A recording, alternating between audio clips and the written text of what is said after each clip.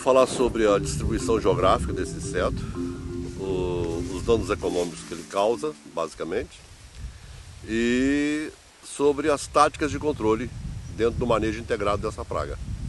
O Rhynchophorus palmaro, ele tem ampla distribuição geográfica, ocorre praticamente em todos os estados do Brasil e em alguns países da América do Sul e Central.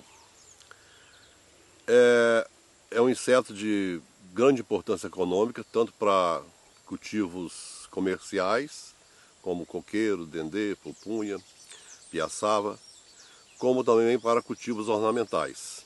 O Rhynchophorus, todo o ciclo biológico dele ocorre na planta hospedeira.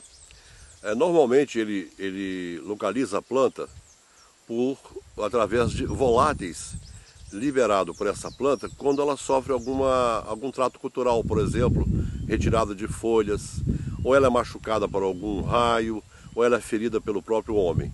Então, como disse, essas partes feridas atraem esse inseto, e esse inseto chega ali, oviposita, ou seja, coloca os ovos, dos ovos nascem as larvas e todo o ciclo, até o estágio adulto, é no interior da planta.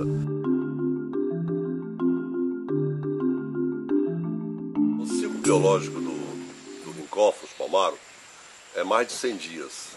Todavia, isso pode variar de uma região a outra em razão das diferenças climáticas.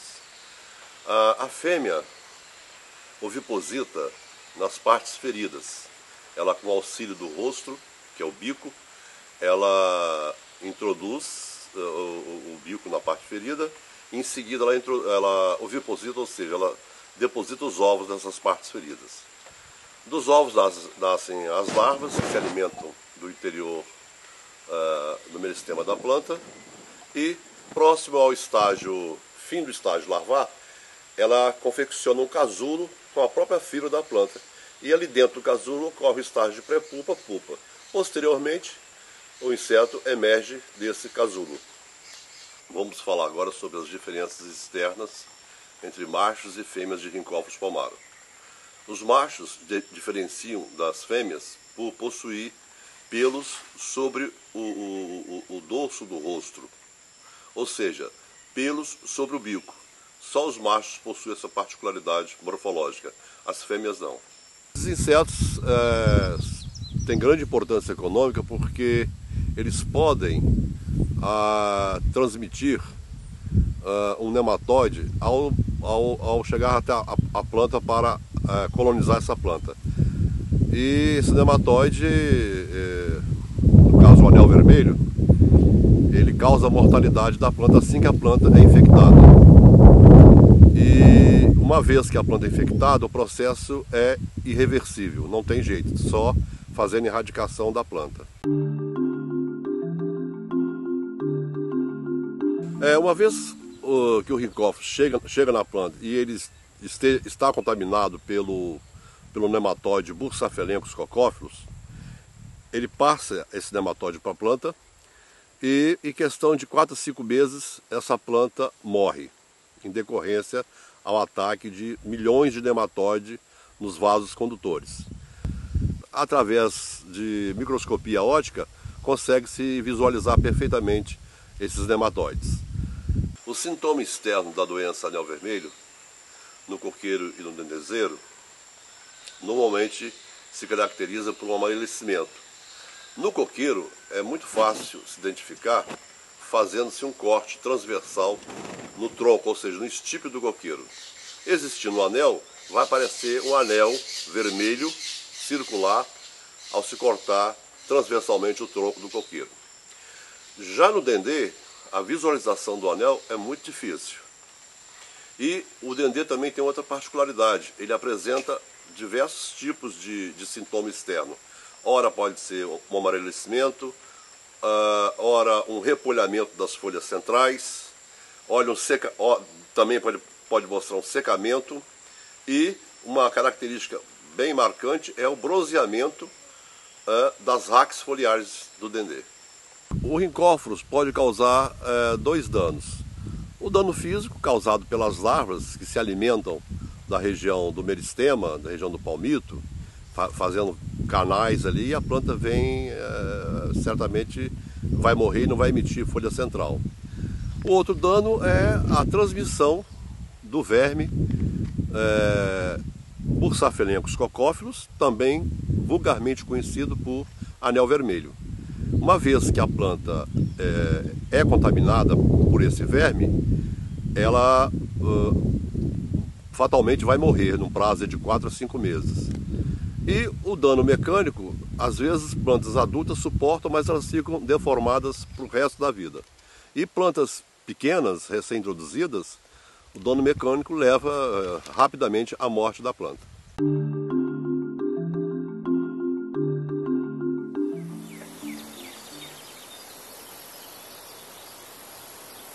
Esse inseto Rhynchophorus palmarum, ele tem uma particularidade comportamental muito interessante.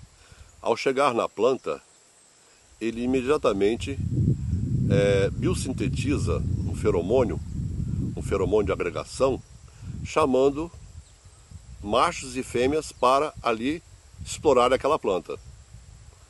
E esses insetos, quando chegam na planta, eles sintetizam outro feromônio, o feromônio sexual, para que haja acasalamento e, consequentemente, postura sobre a planta hospedeira.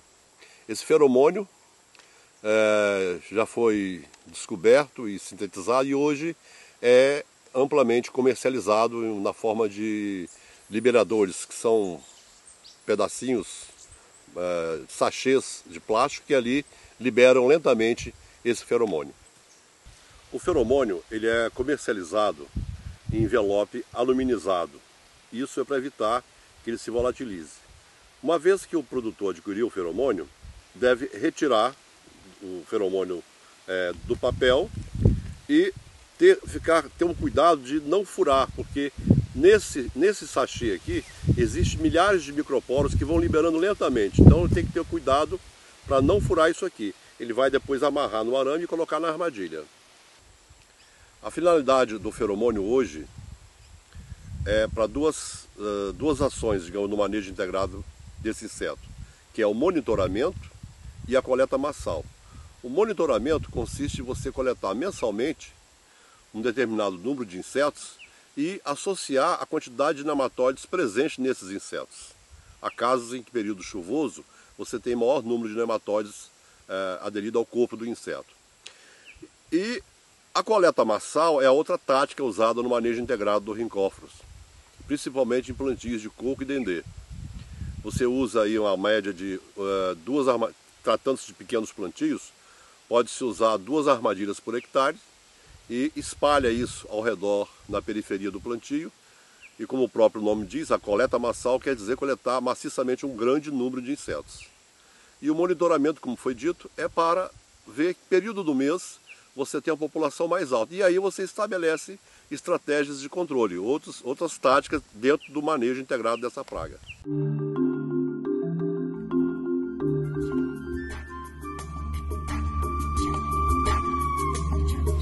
O feromônio pode ser usado em 3 tipos de armadilha. Armadilha tipo balde, armadilha tipo tanque e armadilha tipo feixe. É necessário que nessas armadilhas esteja associado ao feromônio atrativos alimentares, como cana-de-açúcar, banana, abacaxi ou o próprio pedaço do tronco da planta doente. Isso desencadeia um estímulo muito grande e atrai tremendamente o Rhynchophorus.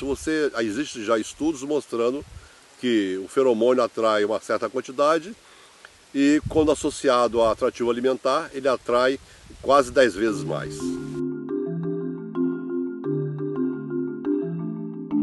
A armadilha tipo balde, ela é constituída de um balde de aproximadamente 20 litros, um balde plástico.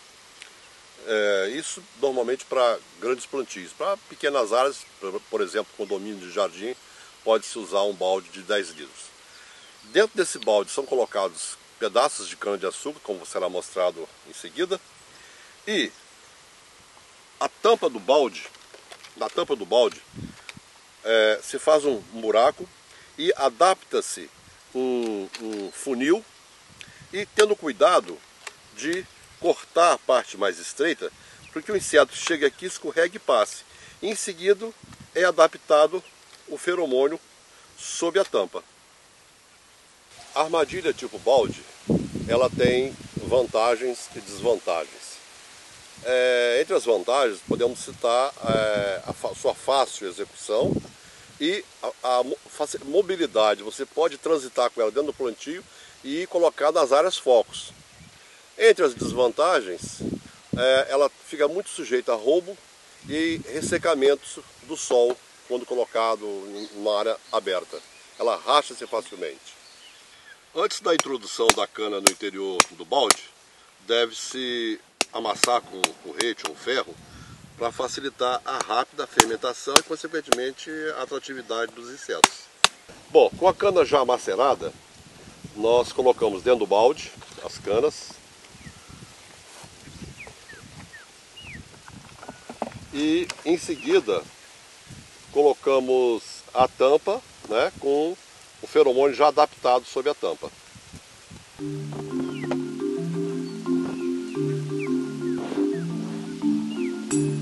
A armadilha tipo feixe consiste num feixe de cana-de-açúcar, também devidamente amassados. Ela é pendurada ou sobre uma estaca ou no próprio tronco do dendê e depois o feromônio é adaptado.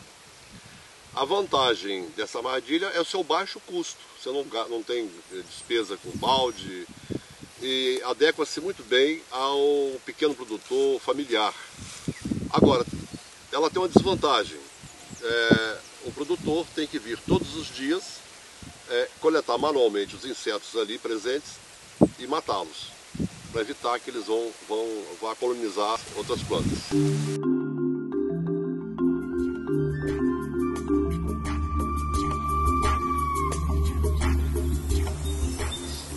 Bom, nós temos aqui uma armadilha tipo tanque aberta.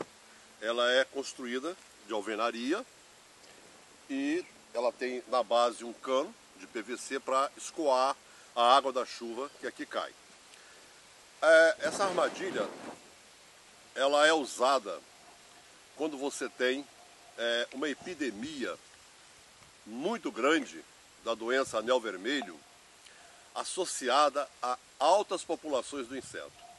Então você tem que fazer é uma guerra, você tem que fazer um controle radical para reduzir a população a níveis subeconômicos. Então uma alternativa é usar essa armadilha de alvenaria, primeiro porque é muito difícil, não se rouba, ela é fixa no solo, é praticamente impossível se roubar isso aqui. E segundo, é a grande quantidade de cana que ela tem que receber. Em média, mais de 40 toletes de cana. E junto com a cana nós colocamos o feromônio e depois pulverizamos com inseticida.